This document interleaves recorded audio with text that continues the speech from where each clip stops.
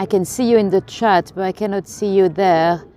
So I'll have to keep on trying. Oh, yes, we are live. Woohoo! We've made it. That was a bit of a stress. Right, welcome guys. Sorry for the delay starting. There's been a bit of an issue with Streamlab. I could not start my event. It was telling me we cannot start it because it's been created with HM, baby, ba, whatever, instead of ba, ba, bi, boo, whatever. No idea what that means. But I'm glad you found me. If any of you are on my Facebook group, Nathalie, my guide, or on live virtually, if you'd be able to post that link, because now it's a different link, so I'm hoping that they'll be able to find me. That's a bit annoying, but yeah. You've posted the link, amazing. Thank you, Janie. Thank you for your patience, guys. I do hope that everyone that was in the other stream has also spotted this one. It's, well, technical issues, but we've made it, so that's all good. Anyway, welcome everyone. If any of you are new to me, you're very welcome, and if you're back, well, welcome back. And oh, perfect, amazing, Tish. Thank you very much. And you know what? Let's go. So tonight we're here to talk about Catherine Eddowes, the fourth victim of the canonical 5 Ripper victims. And Kate, she's my favorite out of the 5. Well, if you can have a favorite. Because, you know, with the other victims, you could see how they could have been a poor, respectable Victorian lady, but tragedy happened in their lives, and then they kind of went out of track. With Kate, she was never on the right track anyway. I mean, she was clearly a free spirit, an artist, and she was not going to be locked into a life of factory work. And anyway, let me flip this camera around, and I'll tell you a little bit more about her. So we are here in a former prison, actually. Today it is called Newington Gardens.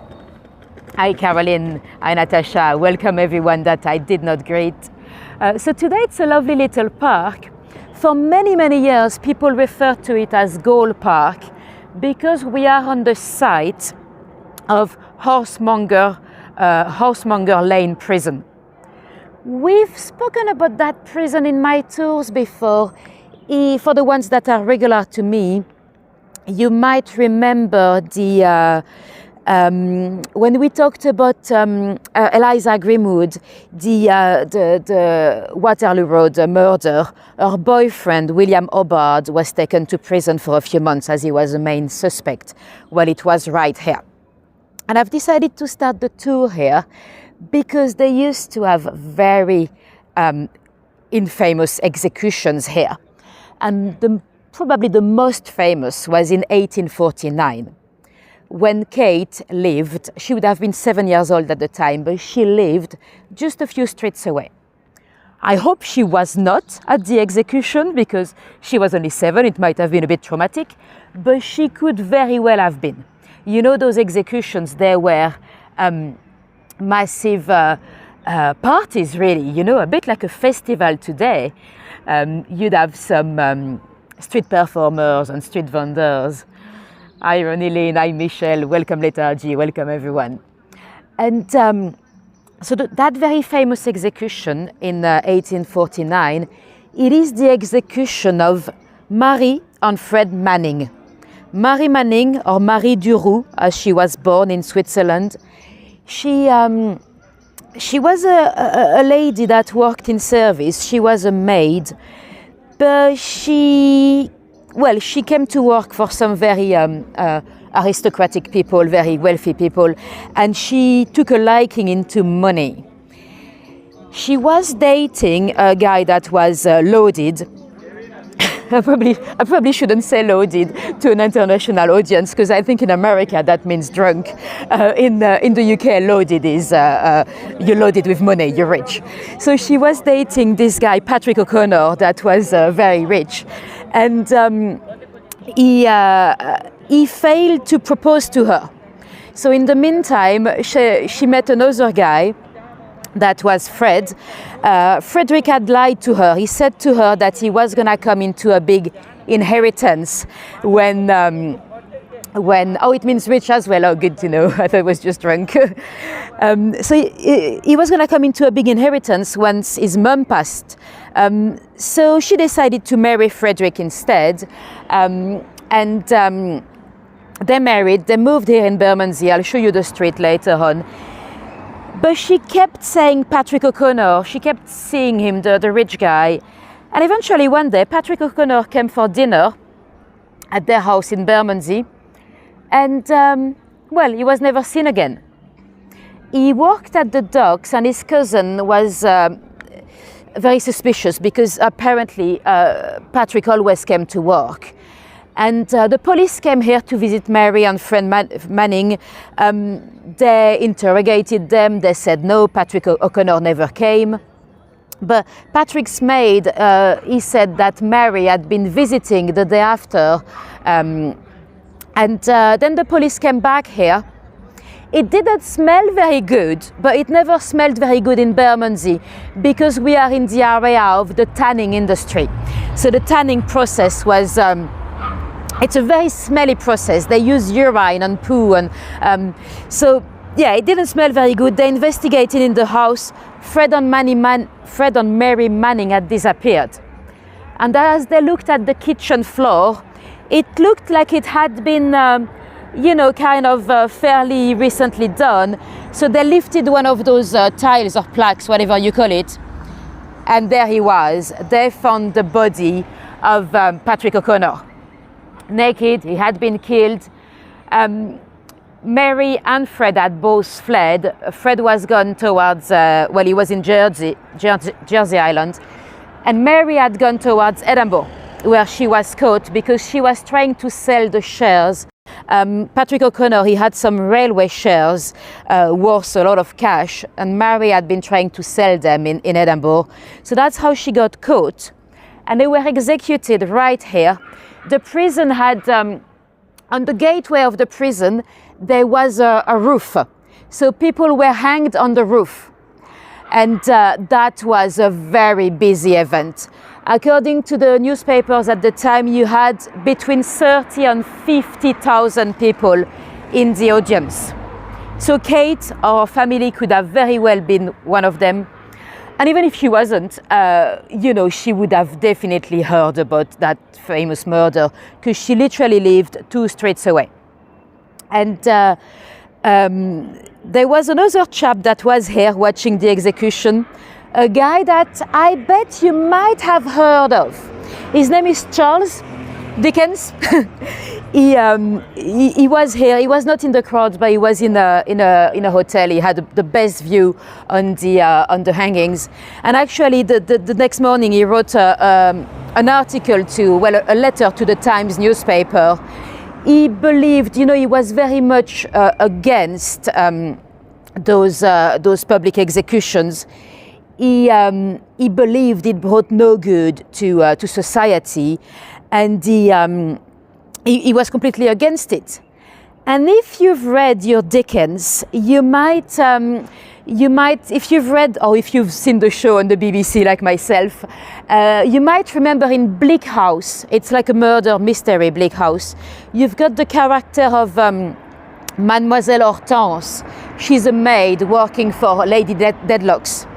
And, spoiler alert, she's a murderer. So we believe that Hortense, the character, was very much inspired by Mary Manning and her dreadful murder. So it's just a little detail. It's not connected to Kate, but I wouldn't be surprised if she was here on the day of the execution. And to tell you a bit more about how she ended up here, she was originally from Wolverhampton in the Midlands. In the Black Country, the Midlands were full of factories. Those Victorians, they produced a lot of items. And her dad was in the tin plate industry. So he was making tin plates that was used to make kettles or boxes or tobacco boxes, tea boxes, biscuit boxes, whatever they might be. So that was, oh, that's your favorite Dickens, oh, amazing. So that was a skilled job actually. So the salary for a working class gentleman, it was not bad. But her dad, so George, was very much into, well, he was involved into strikes back in Wolverhampton. And although people had the right to strike, some people had been snitching to the boss, and he actually beat one up. He did a couple of months in prison. And then he was actually blacklisted from all the tin factories in Wolverhampton.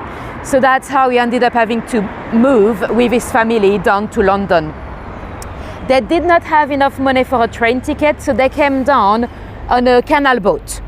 So George, Catherine's mum was also called Catherine, and 6 kids they had at the time. So they came down on a canal boat and they moved here in Bermondsey. And snitches get stitches, yes, exactly. And Bermondsey was not a great area because it smelled really bad. Bermondsey for many decades was really known for the tanning industry. Although there were a few streets away from the major tanning warehouses and stuff, and they were actually quite far back from the river, because the River Thames at the time was also extremely dirty and full of sewage and epidemics. So it was not a bad place to live, or not bad for working classes people. But the thing is, although George was making decent money here in London, his wife kept getting pregnant and pregnant again. She gave birth 12 times. So there's only so many people one salary can feed, right? And the thing is, at the time, well, there was no contraception. Well, there was actually. There were a few techniques that were developing, but that was more for the literate people, you know. Some would use some kind of vaginal douches, spermicide and stuff like that. But the working classes, they had no education in terms of contraception. By the way, a lot of this information I got from Hallie Rubenthal.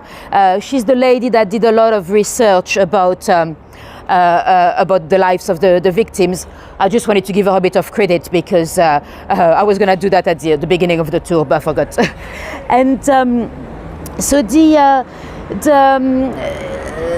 Kate's mum did not have any contraception, and she kept giving birth.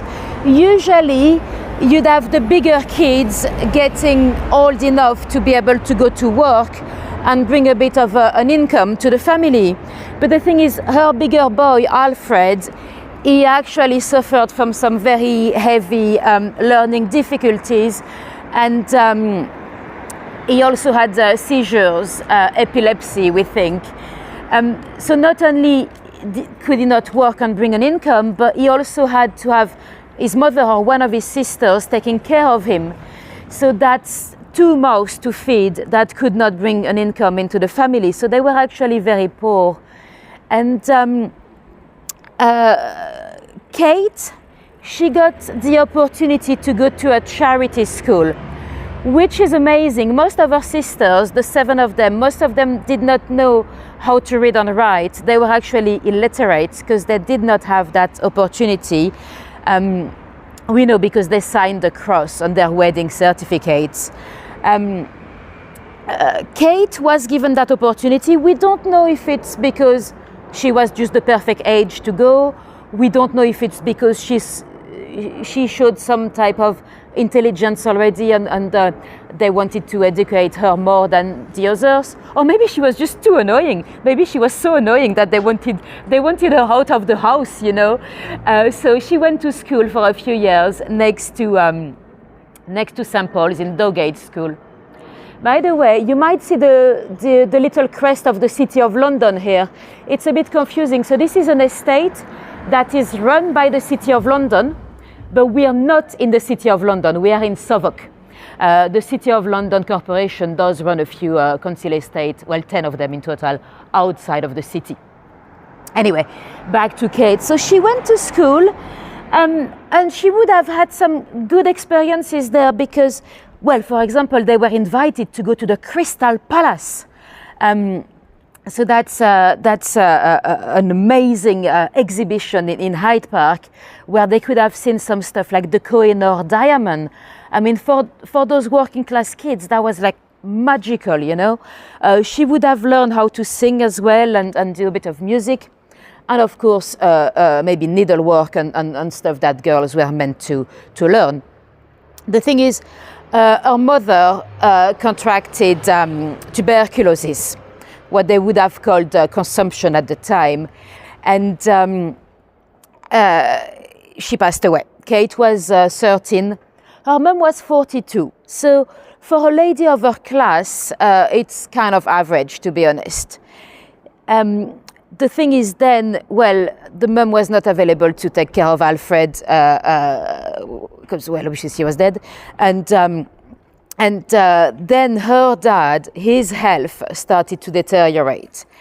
When he recognized the symptoms of tuberculosis, he knew he had to to try to get his bigger girls to get married, because you couldn't, a lady couldn't really be okay alone at the time, because ladies would never make as much money as men anyway.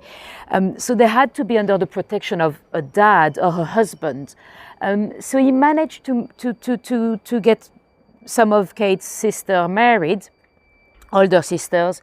Kate was 15. And all the younger brother and sister, they were sent to the workhouse as orphans. So when her dad passed, Kate was 15, her sisters were really worried about her for some reason. And they decided to send her to an uncle in Wolverhampton, so in the Midlands. She wouldn't have known that uncle very well, or maybe not at all. She wouldn't have remembered the Midlands because she was 9 months old when she moved on to London. And so she moved up there with that family and those cousins that probably stared at her like if she was a weird creature. And she took a job because she would have been expected to bring some income into the family, and no one was, coming for free. She took a job in a tin factory. Hard labor, very long day, dangerous as well. There were a lot of accidents, in the health and safety in Victorian times were really not like what it is today. And she got caught stealing from the factory.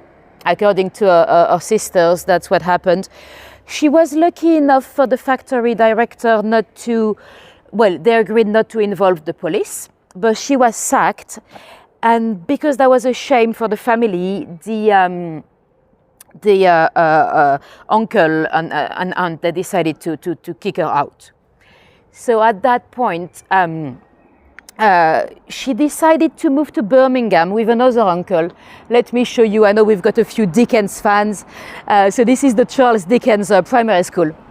There's a lot of Dickens connections here because we're quite close to the debtor prison in which Dickens' dad was kept. Marshalsea prison. We'll see a little bit of it in the distance. So yeah, Kate decided to contact another uncle in Birmingham. He was a shoemaker and a boxer.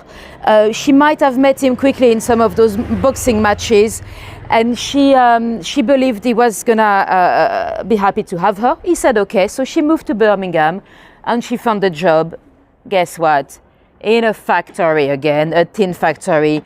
Her job was basically to put pieces of tin into acid, so very repetitive, boring, dangerous, smelly job. Toxic. That's when, according to her uncle, she started to have a jolly disposition. So she started to drink and enjoy a bit too much the nights down at the pub. And that's when she met a guy, I should say, called Thomas Conway. Thomas was well. He had been in the army.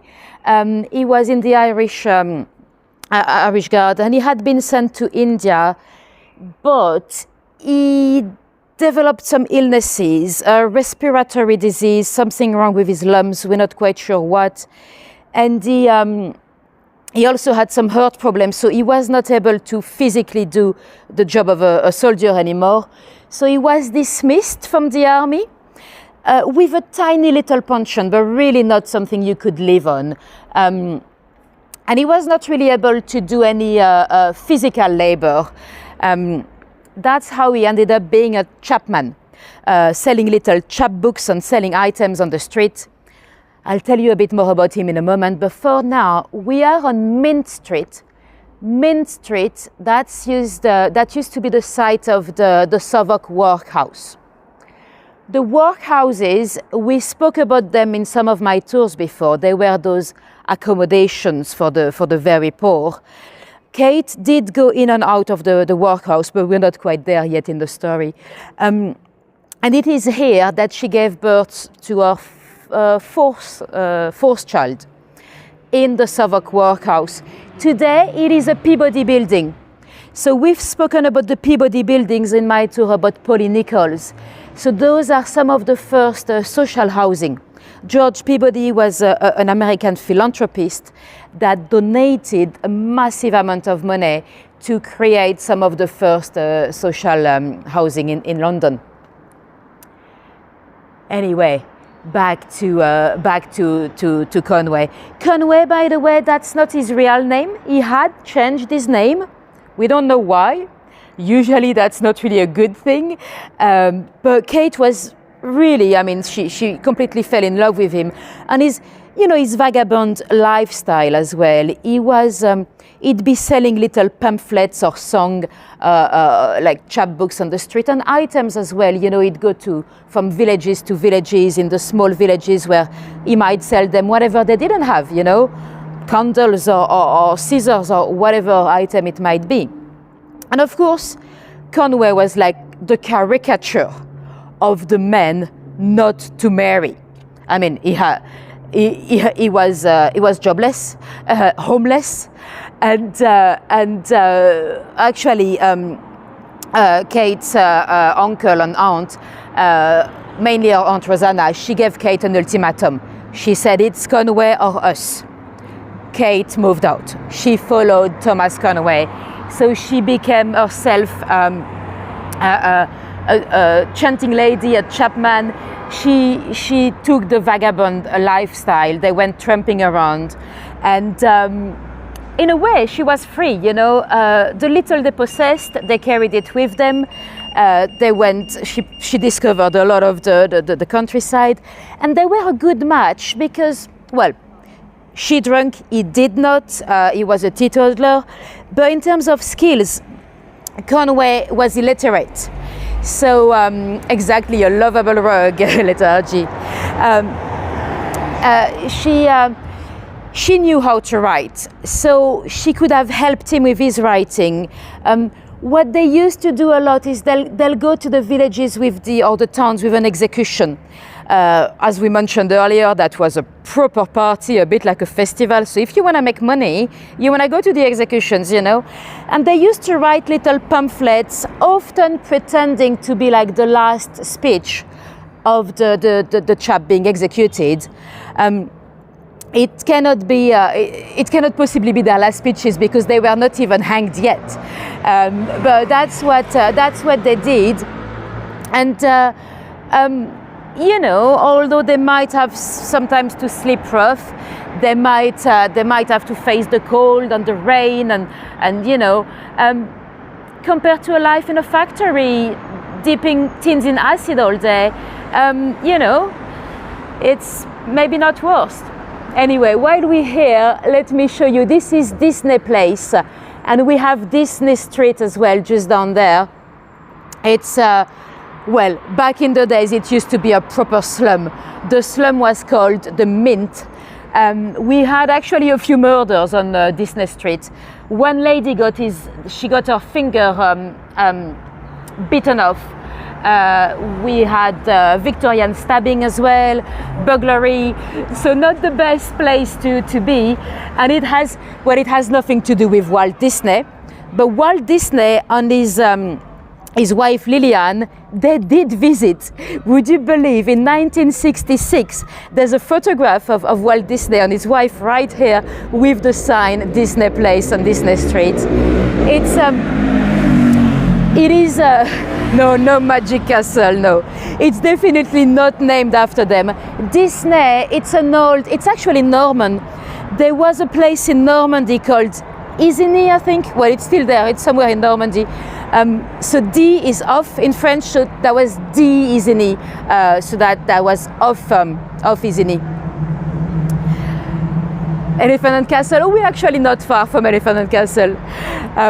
So yeah, anyway, Walt Disney was here, and that's probably one of the last photos we've got of him, because he died in 1966. So that's probably one of his last trips away.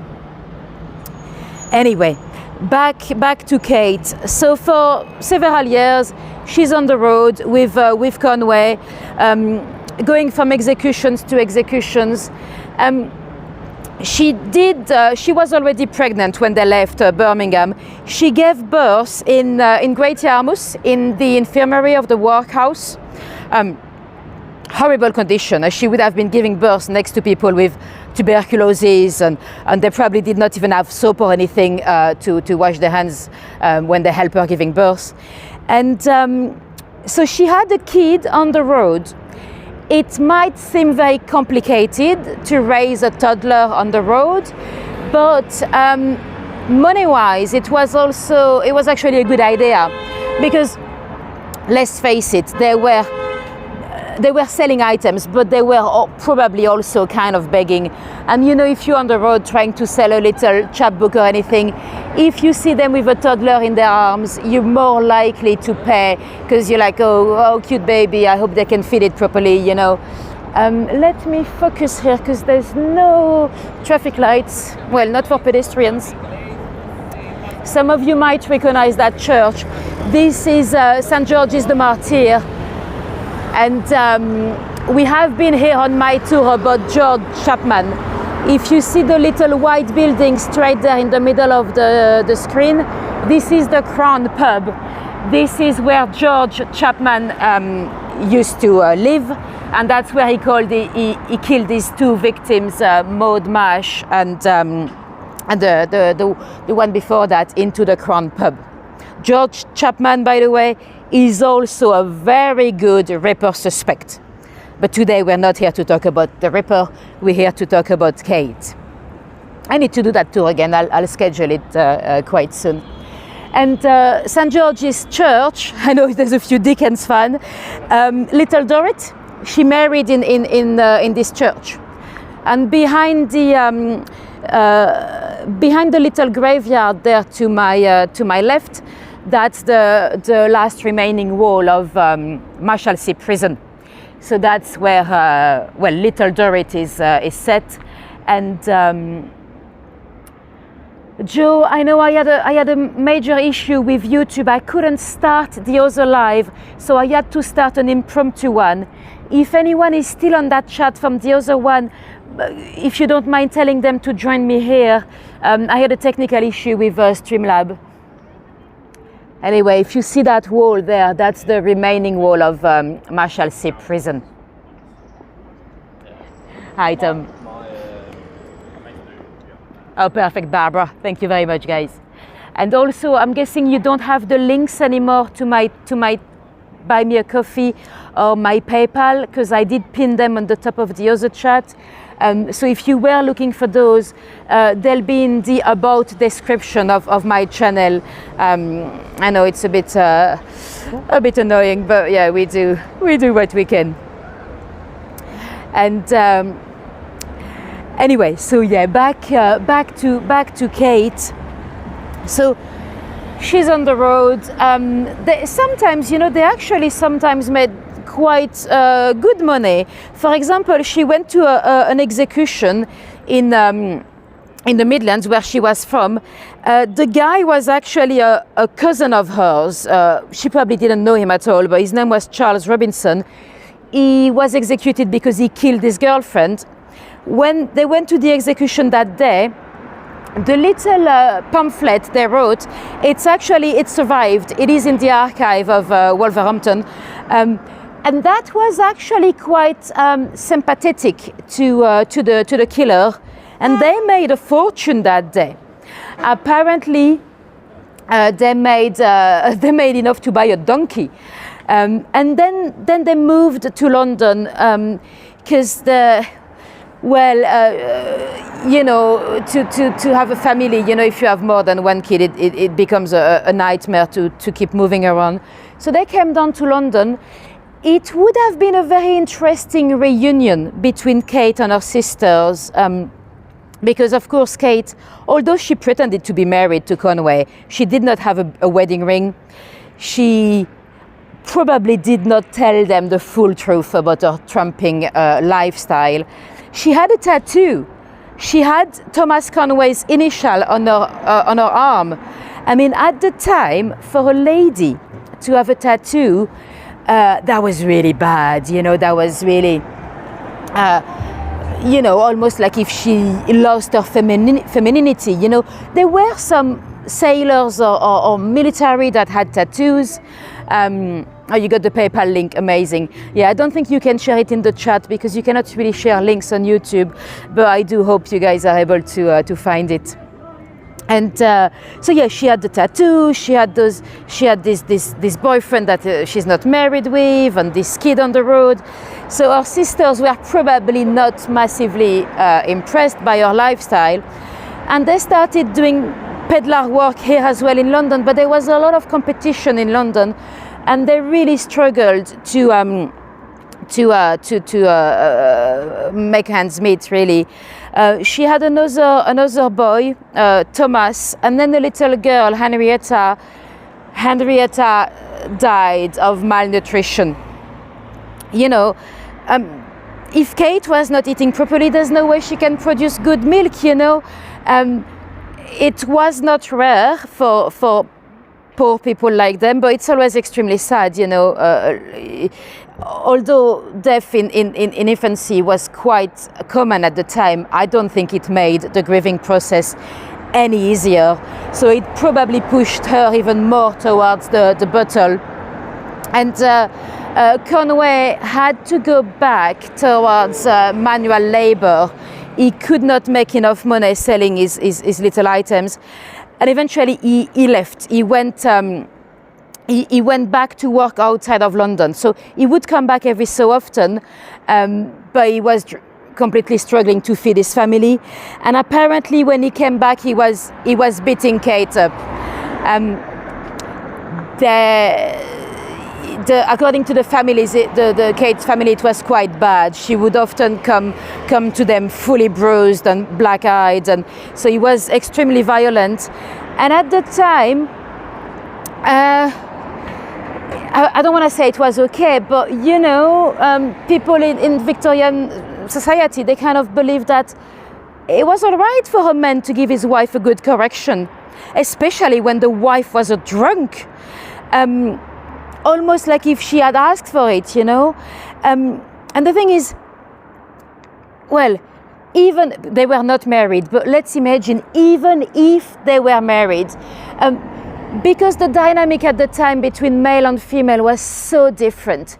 If you were beaten up by your husband, what are you gonna do? You're gonna go and tell the police? Yeah, okay. If you could even prove that you were suffering from massive brutality, what are they gonna do? They'll put him in jail for 2 months. How are you gonna feed your kids? Because obviously if your husband is in jail, your kids are starving. So it was like a vicious cycle, and that probably even pushed her more towards the bottle, and then she probably got even more beaten up.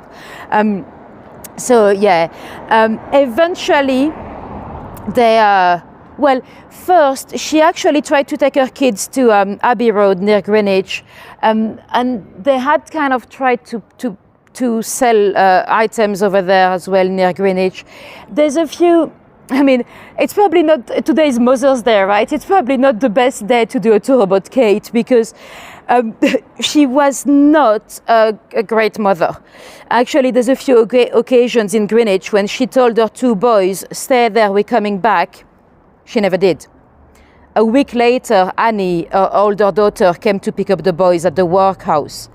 And there was another occasion where she was only located weeks later. I mean, it's very probably due to the alcohol, you know. But and also, you know, she had not chosen to be a mum. You know, nowadays we can choose, but at the time there was, for the working classes, there was simply no contraception. So that was the role of a woman was to be a mother anyway. You know, it's not really like if she had had the choice. Anyway, we are now at one of the places where she lived as a child. So this is the place, Baden Place. I'm not sure how much of the building is original. She's lived in many different locations here as a kid. She's moved 4 times. But the fact that they stayed in the same area, it's actually a good sign. That meant that the family was never running away from their debts at the baker or you know, they paid all the businesses to which they owned money. And so yeah, she left. I mean, she had a life in London that was between the different workhouses and maybe tramping around, being beaten up by her husband whenever he was there. You know, no wonder why she got completely addicted to alcohol, you know. Her sisters were gradually cutting the ties with her.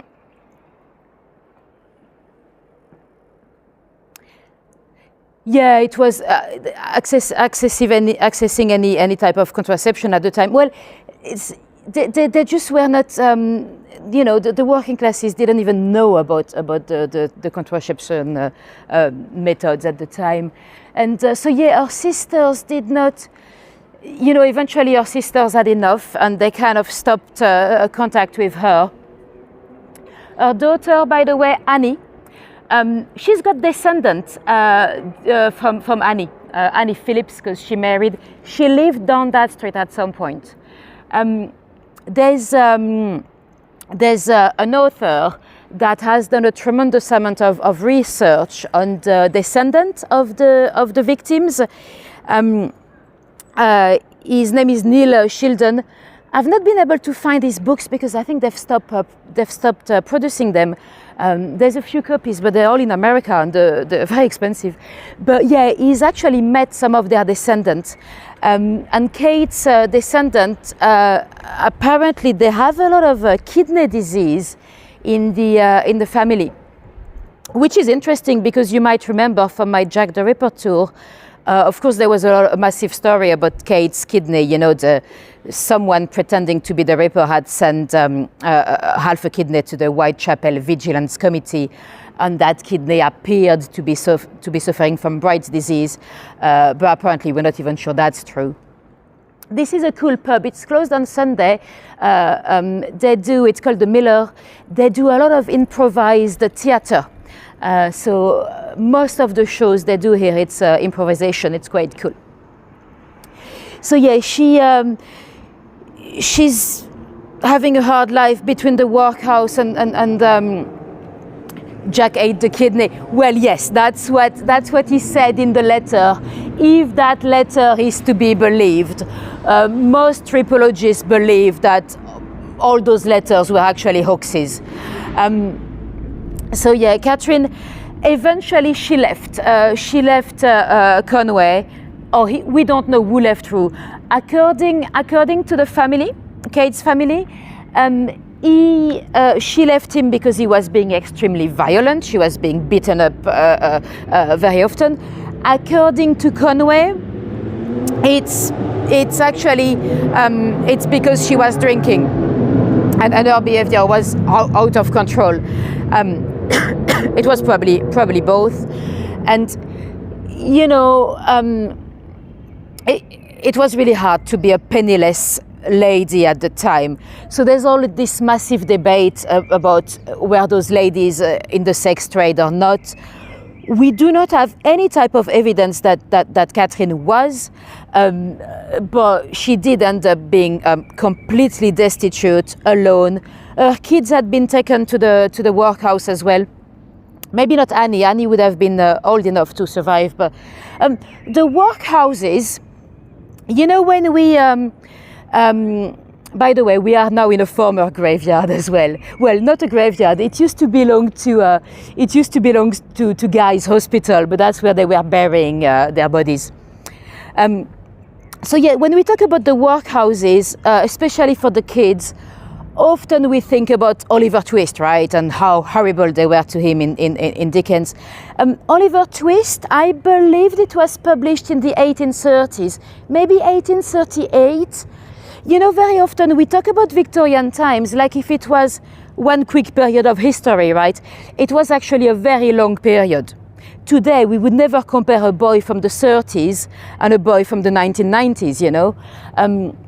So the workhouses between the time of Oliver Twist and the time of Charlie Chaplin Charlie Chaplin was no longer Victorian, it might have been 1904, but they had evolved quite dramatically, and they had created some system of schooling, industrial school, to teach the kids a trade, to get them out of this horrible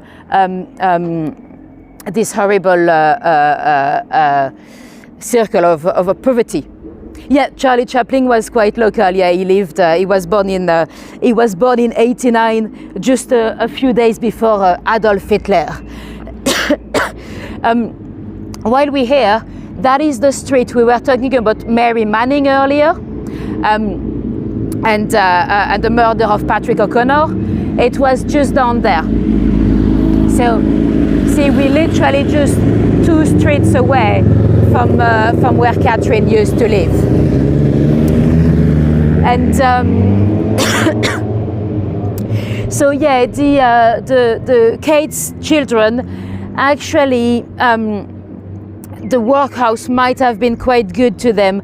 They would have had some training into finding a position. Same for a little brother as well. They had some decent training. One of them ended up being a musician in the army, the other one a shoemaker. So for the kids, the workhouses were not as bad. Same for Charlie Chaplin, by the way. He was not at the Lambeth workhouse so long. He was then moved into a technical school.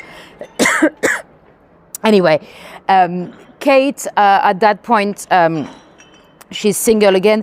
I said she lost contact with her sisters. That's not entirely true. One of her sister, Eliza, she had also fallen into hard times. She got widowed. And you know, being a widow at the time, if you lost your husband's income, it was really difficult. And Eliza had moved to Spitalfield. So that's how Kate ended up moving to Whitechapel. Well, Spitalfield, Whitechapel, it's same area. There was a lodging house. You know, we've talked about those dust houses in Victorian times. There was one at 55 Flower on Dean Street. We've been around there in my Jack the Ripper tour, and Kate started to go down there when she could afford it. She managed to get some little bit of work doing some cleaning for the Jewish families in Spitalfield, and when she could afford it, she would sleep there for 4 pennies a night. When she couldn't, she was probably tramping on the street, or sometimes maybe asking for a bed, or not a bed, but to share a bed with Eliza that lived next door. And while we're here, we were talking about the Peabody buildings earlier. Well, George Peabody was not the only amazing philanthropist that helped the poor with lodging. We also had, what's his name? Edward Cecil Guinness, I think. He was the great grandson of the guy that started the Guinness brewery.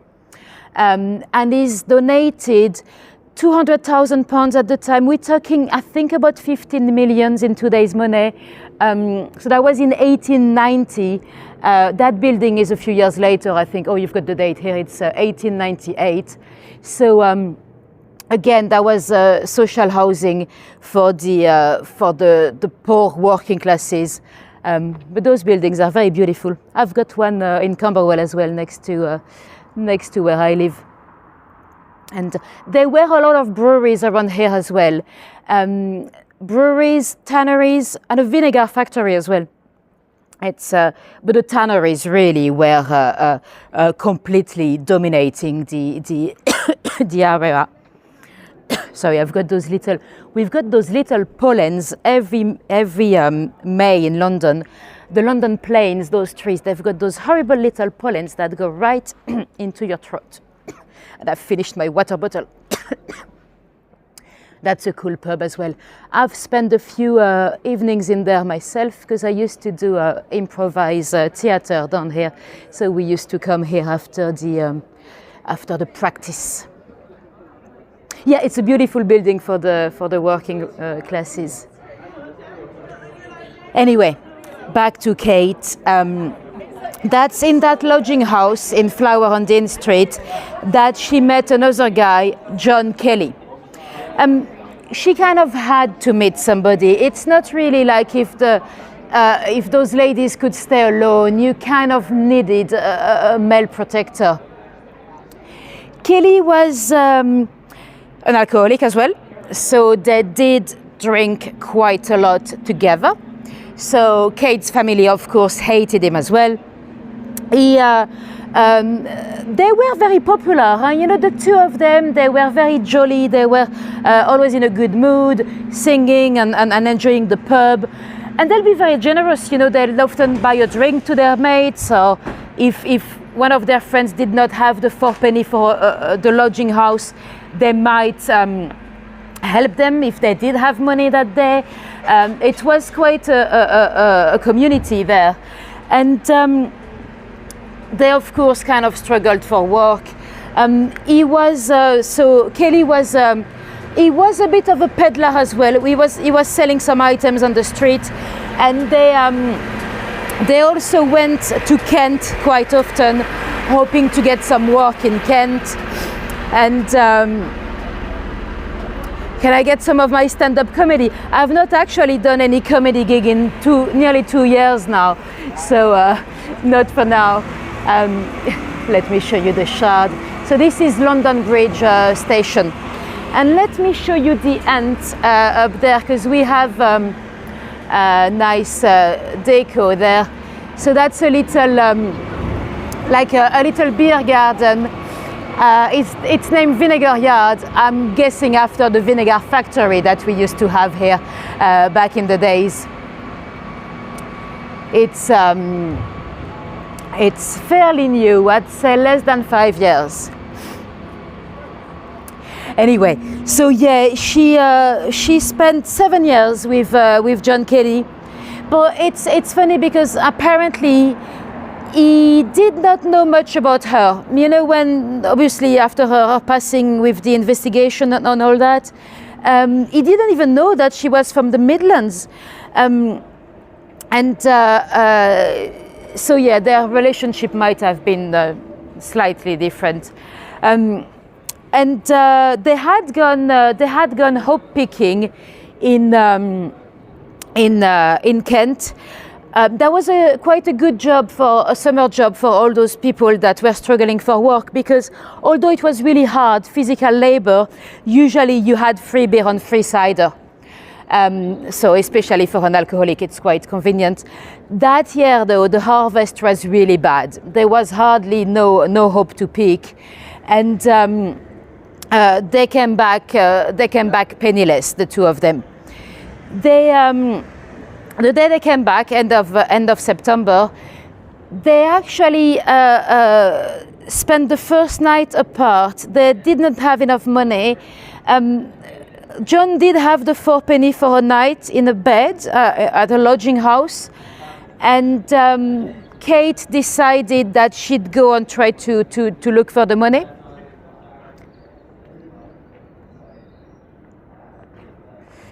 Oh, Wayne, yes, I'd love to. That's a type of building that I'd love to visit as well. That's the thing with, very often with those Victorian buildings, we can see a lot of amazing mansions and amazing, train stations or museums or concert hall, but rarely do we see the places that were built for the working classes. We do have a few, but if I could go and visit one of those dust houses as a museum, that'll be quite interesting. Probably very sad, because when I say a bed, it's not a bed. It's more like a wooden box looking like a coffin.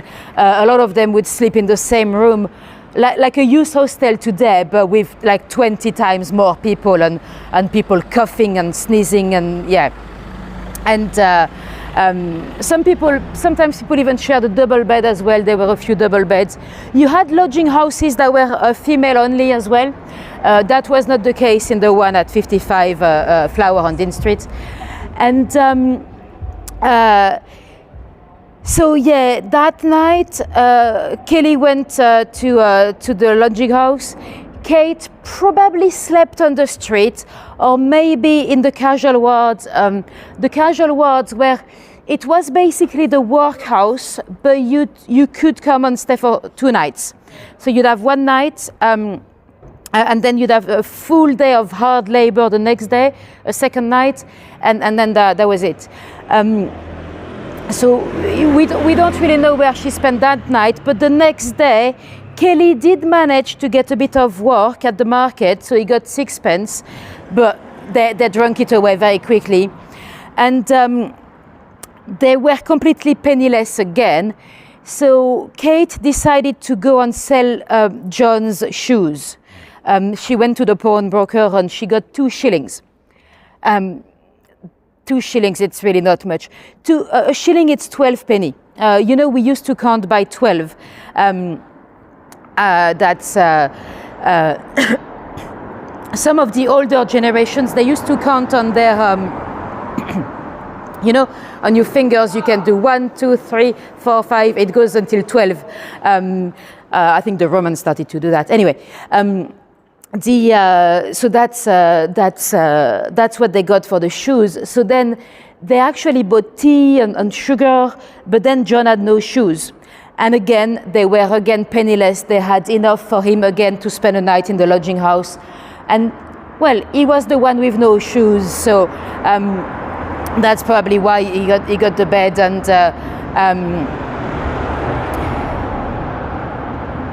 sorcery? What sorcery, Tish? I didn't say anything about sorcery, did I?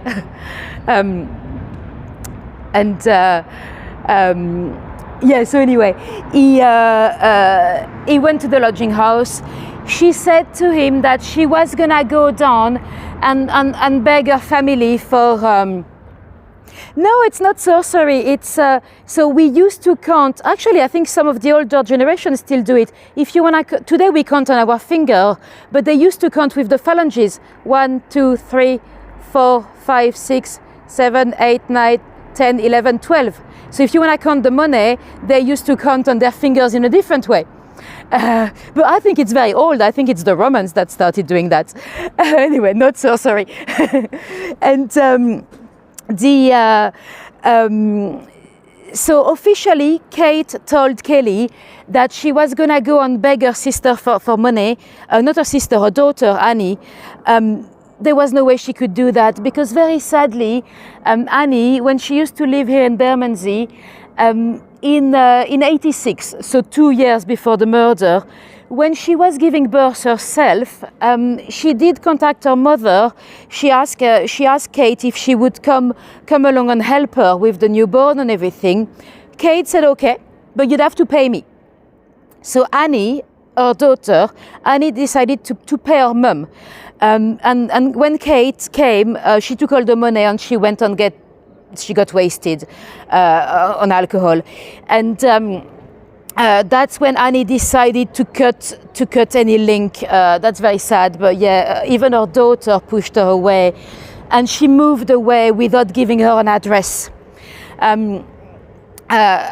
Yeah, it's really sad that she found herself that alone, but she probably was always coming to her daughter to beg for money, and to her sisters as well, you know. So that very night of September 1888, it's very unlikely that she was really gonna come and see her daughter, because she didn't have an address for her anymore, unless she was hoping to run into her on the streets. But we know she did not do that, because a few hours later she was found completely intoxicated on the street. Thank you. She was apparently on the floor making animal noises, and the crowd kind of gathered around her. Some people like staring at her probably, but probably some people also genuinely worried about her. And there's a police officer that came a bit closer, and he grabbed her and took her to the police station. Well, it took 2 police officers to carry her apparently. She got to the police station. They put her into a cell where they asked first for her name, and she said nothing. So they put nothing into a cell where she slept a couple of hours, and eventually she woke up, and she was annoying the jailer. She started singing and everything, and she was like, "When are you gonna let me go?" And they said, "When you can take care of yourself." And she says, "I can do that right now." So they were like, "Okay, give us your name and address and we'll let you go."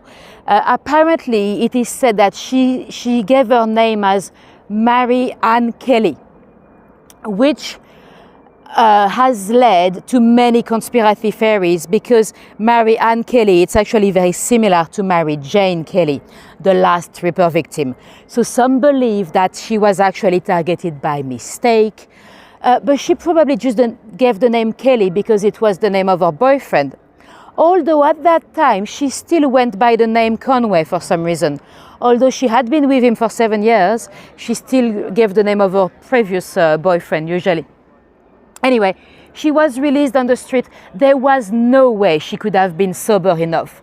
When you are rolling on the floor making animal noises at 8, you're not sober at midnight, you know. It's just, it doesn't happen. So they released her on the street. And the rest of the story, we know the story. In Myrtle Square, about 1:30 a.m., PC Edward Wilkins walked past. He didn't see anything. He comes back 15 minutes later, and he finds Kate brutally murdered on the floor.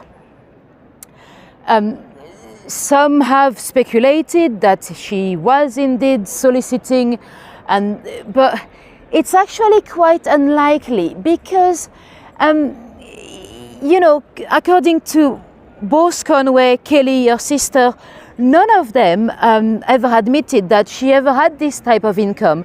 And I mean, Kelly lived with her for 7 years, and he said, never did she bring me any money in the morning, you know. They were both struggling together. If she had a secret source of income, there was no way he would not know.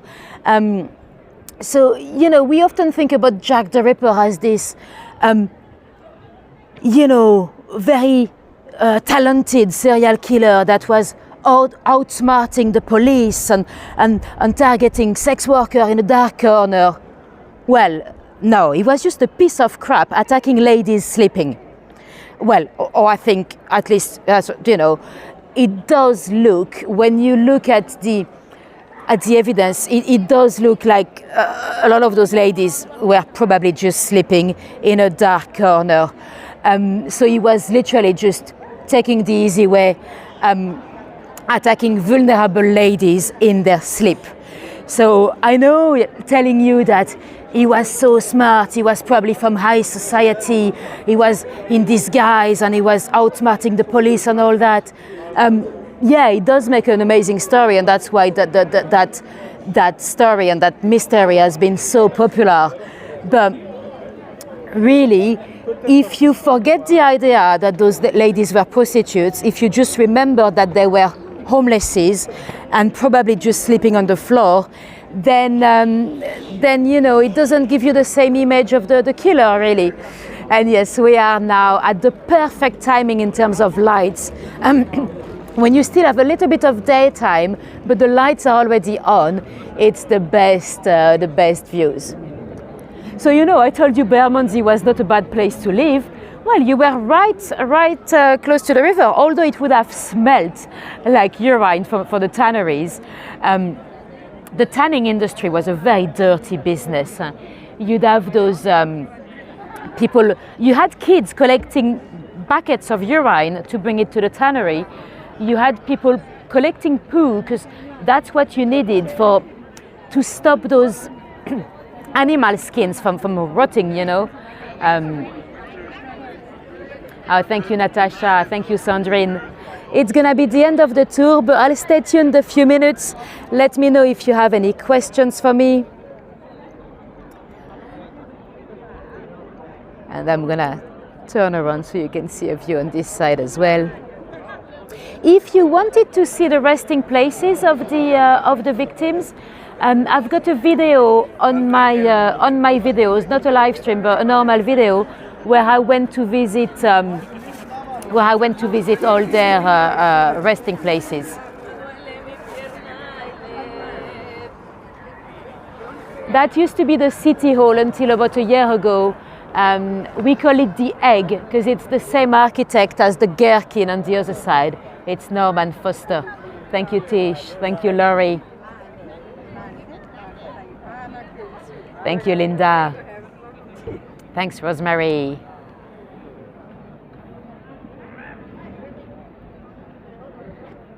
Thanks, Barry. Thanks, everyone that was able to tip as well. I know it's a bit harder today to find the links because I wasn't able to pin them at the top of the chat. Hopefully you'll find them.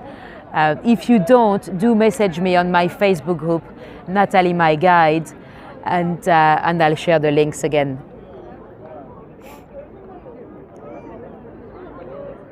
Yeah, well, I think I've got a couple of, for the ones that don't know, probably Sandrine or maybe some of you as well. There's a lot of people in the audience today that know each other, because although I'm new to YouTube, I'm not actually new to live streaming. I used to stream on a different platform before. The platform has sadly gone down a month ago, so that's why I've been transferring into YouTube. But yes, I'm hoping that there'll be a lot of new audiences coming straight from YouTube. Eventually, when the algorithms start to like me, hopefully we'll get a lot of new newbies.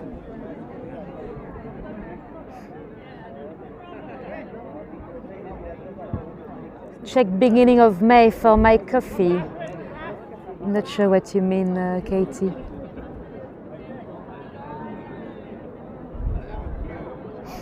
Yes, Natasha, yeah. If you are looking for the Buy Me a Coffee and the PayPal links, if you go into the About section of my YouTube channel, you'll find them there. Yeah, Hego is gone.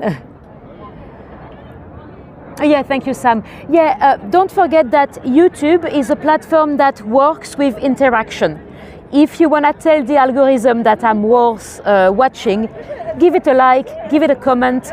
That's going to help visibility. So yeah, thank you, Sam, for reminding people.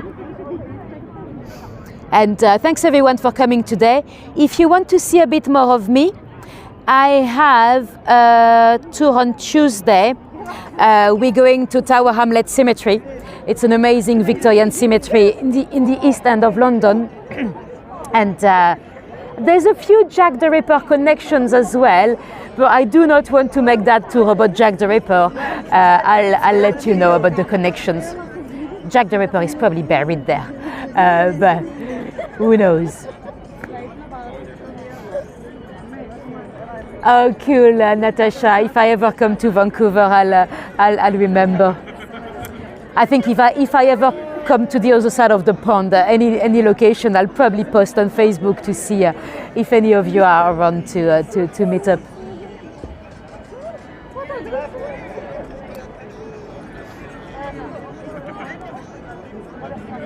You won't be there on Tuesday. Oh, that's okay. You are excused. You are allowed to not be there for once. Let me show you the view again because the light has changed a little. And across the river, that's the Tower of London. I know it's not exactly a tower, it is a medieval castle. We call it the tower because the original building, the one in the middle there, at the time would have been massive in terms of heights. Thank you, Natasha. Thank you, Gwen. Thanks, Ronnie. And if you don't have any more questions, I'm gonna get going. Thank you very much for coming tonight. Thank you for still supporting us and joining me on YouTube. And if you cannot come on Tuesday, I've got one on Wednesday night as well, Charing Cross. So we've got a few dark stories in Charing Cross as well. And next week, I'm hoping to redo the Monopolies. So yeah, keep an eye on my channel.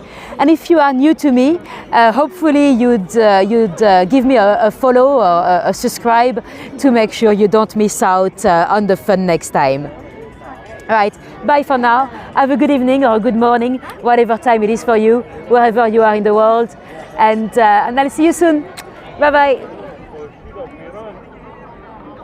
Rochester, yes. Cool. Bye-bye.